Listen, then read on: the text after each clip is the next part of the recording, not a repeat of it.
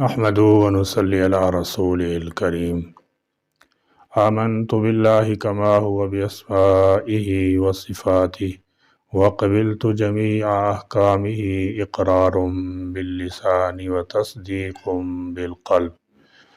میں اللہ پر اس کے تمام اسماء و صفات کے ساتھ ایمان لایا اور میں نے اس کے تمام احکام قبول کیے اور اس کا زبان سے اقرار اور دل سے تصدیق کی۔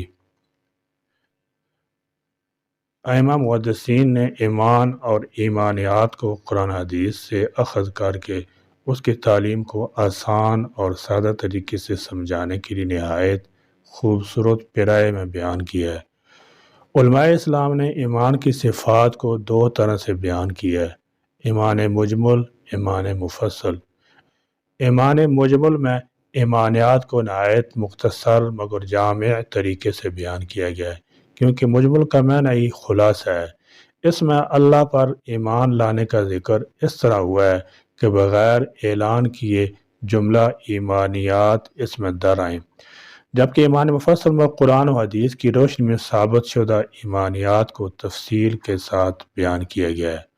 اللہ اور اس کے رسول صلی اللہ علیہ وسلم کا اور رسول صلی اللہ تعالی علیہ وسلم کے ذریعے اللہ کے پاس سے آئے ہوئے احکام کا زبان سے اقرار اور دل سے تصدیق کرنے کا نام ایمان ہے، اور ایمان قلب و باطن کی یقینی حالت کا نام ہے، جس میں قلب و باطن دنیا کی محبت سے خالی اور اللہ کی محبت سے معمور ہوں۔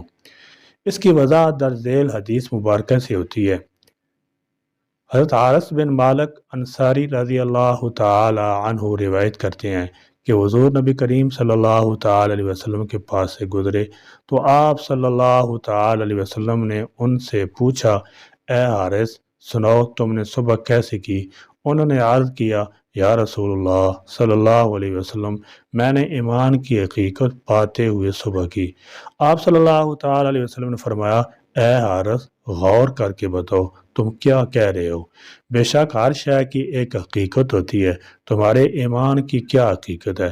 عرض کیا، یا رسول اللہ صلی اللہ علیہ وسلم، میں نے اپنے نفس کو دنیا کی محبت سے جدا کر لیا ہے اور راتوں کو جاگ کر عبادت کرتا ہوں اور دن کو روزے کے سبب پیاسا رہتا ہوں، گویا میں اپنے رب کے عرش کو اپنی آنکھوں سے دیکھتا ہوں، اور مجھے ایسا لگتا ہے جیسے جنتی ایک دوسرے کی زیارت کرتے جا رہے ہیں، اور دوزخیوں کو اس حالت میں دیکھتا ہوں کہ وہ ایک دوسرے پر گر رہے ہیں۔ حضور نبی کریم صلی اللہ تعالی علیہ وسلم نے فرمایا، اے حارث، تم عارف ہو گئے ہو، بس اس کیفیت و حال کو تھامے رکھو۔ اور یہ جملہ آپ صلی اللہ تعالی علیہ وسلم نے 3 مرتبہ فرمایا۔ قرآن حکیم میں ایمان کا لفظ کم و بیش 45 بار آیا ہے، اور ایمان کا موضوع عقائد ہے، اور عقیدہ عقد سے ہے،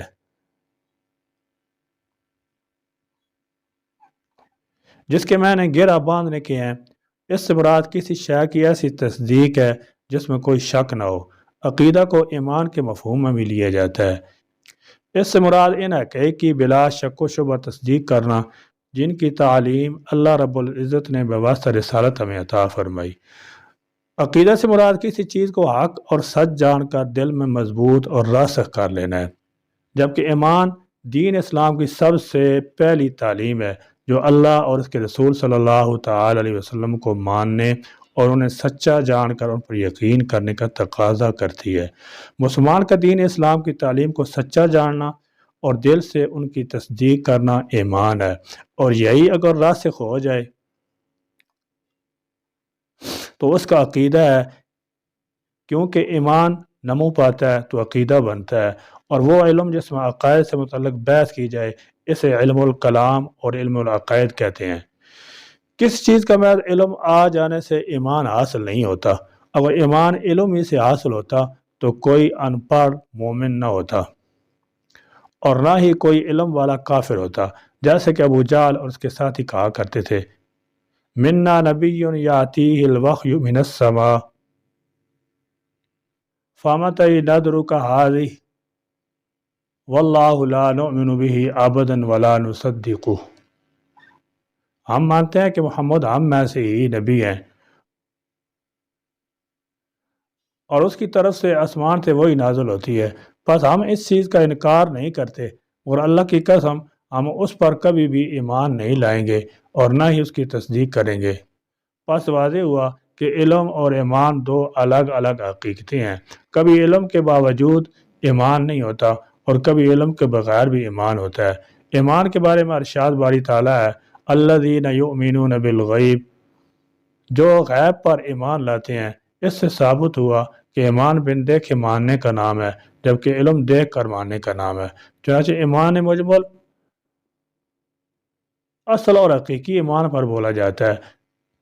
اسی کا تذکرہ نبی کریم صلی اللہ تعالی علیہ وسلم نے حدیث جبرائیل میں فرمایا ہے کہ اللہ پر، اس کے فرشتوں پر، کتابوں پر، رسولوں پر، آخر کے دن اور اچھی بری تقدیر پر تو ایمان لائے۔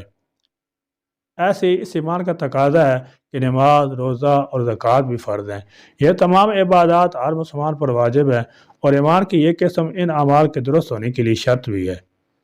اللہ تعالیٰ جل شانہ کے واحد و یکتا ہونے، اس کے خالق و مالک حقیقی ہونے، اس کے حقیقی پروردگار اور حاجت روا ہونے کا زبان سے اقرار اور دل کی اتھاہ گہرائیوں سے تصدیق کی جائے تو اس اقرار اور تصدیق کے مجموعے کا نام ایمان باللہ ہے۔ اللہ تعالیٰ جل شانہ ہم سب کو حقیقی ایمان نصیب فرمائیں، آمین یا رب العالمین، وآخر دعوانا الحمد للہ رب العالمین۔